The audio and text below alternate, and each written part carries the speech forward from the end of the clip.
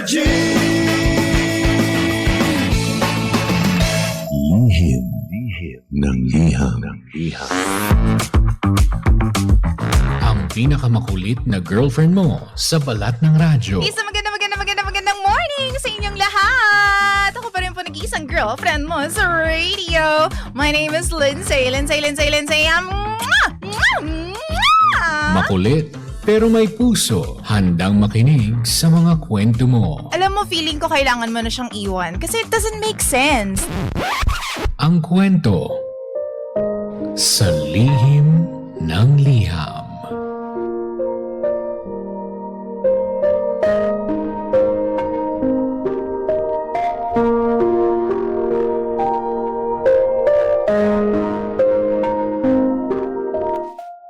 Mahal kong Lindsay. Magandang araw po sa lahat ng nakikinig sa Lihim ng Liham, lalong-lalo na po sa inyo, DJ Lindsay. Naging habit ko na po ang makinig sa inyong programa tuwing umaga. At ang sabi ko sa sarili ko balang araw, ako din, magbabahagi ng kwento ko. Kaya naman ngayon, please, sana po mabasa niyo po itong story ko. Tawagin niyo na lamang po ako sa pangalang Kyla. 5 months na po akong nasa talking stage with Migs. Ngayon ko lang na-realize kung gaano ka-weird yung setup namin. Paano ba naman, DJ Lindsay? Ayaw niya ng commitment? Pero ang gusto niya, yung parang may karapatan siyang magselos sa lahat ng lalaking lumalapit sa akin. Nakilala ko po siya dahil sa mutual friend namin sa office. Sumama siya minsan sa birthday dinner namin at doon kami nakapag-usap. Kamustahan? Kinilala ang isa't isa. And then after that, nag-message siya sa akin. Madali kaming nag-click. Kasi pareho kaming mahilig sa horror movies at food trip.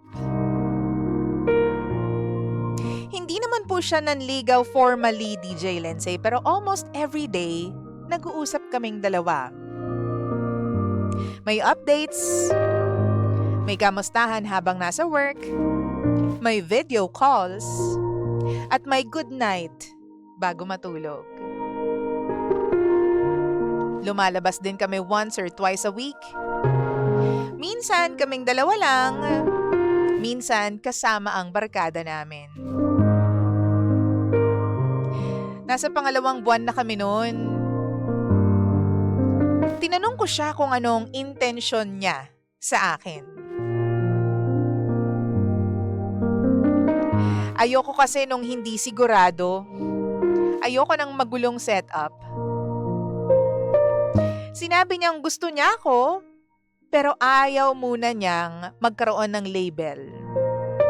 Kasi marami daw siyang inaayos sa sarili niya. Hindi pa raw siya ready na maging boyfriend. At baka masira lang kung ipipilit namin ang kung anong meron kami. Sabi ko, okay. At least, kahit papano, naliwanagan ako. Pero hindi pala malinaw yun. Malabo pala. Meron kasi akong teammate.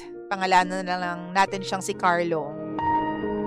Madalas kong kapartner sa reports.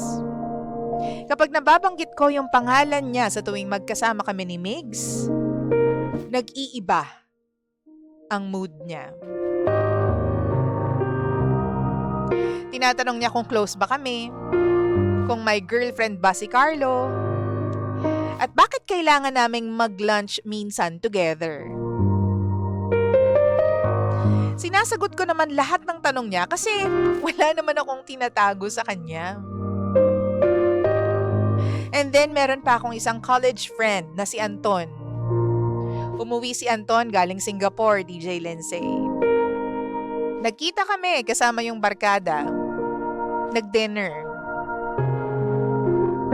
Nang makita ni Migs yung story, hindi siya nag-reply sa akin buong gabi.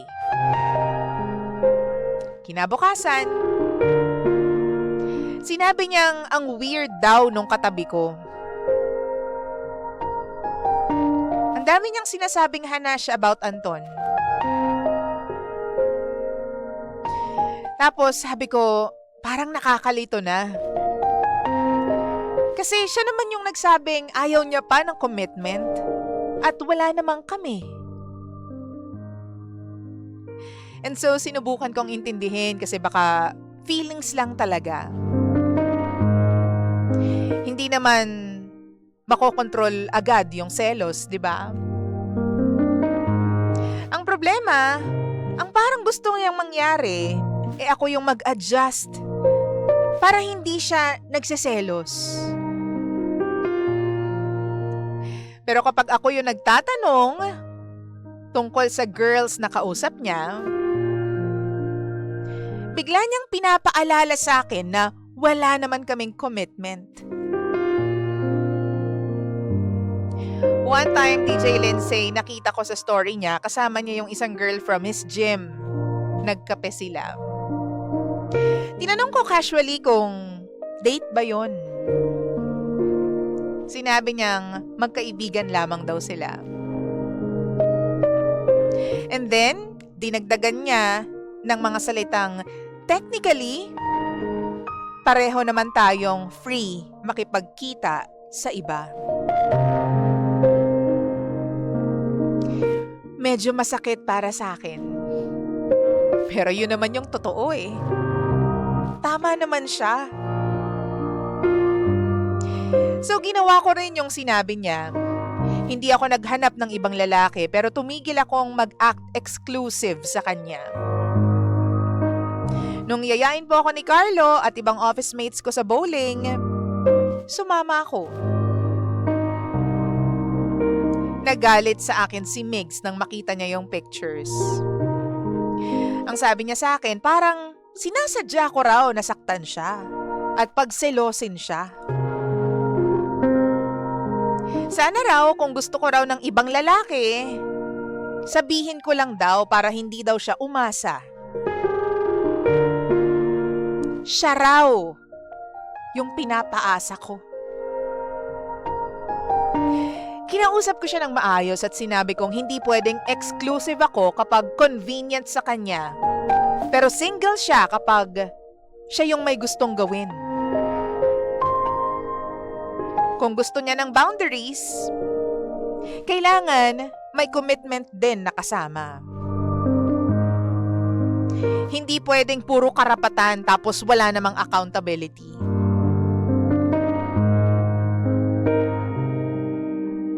Hindi siya sumagot agad, DJ Lindsay. Eventually, sinabi niyang natatakot lang siyang mawala ako. Pero hindi pa rin daw siya ready maging official.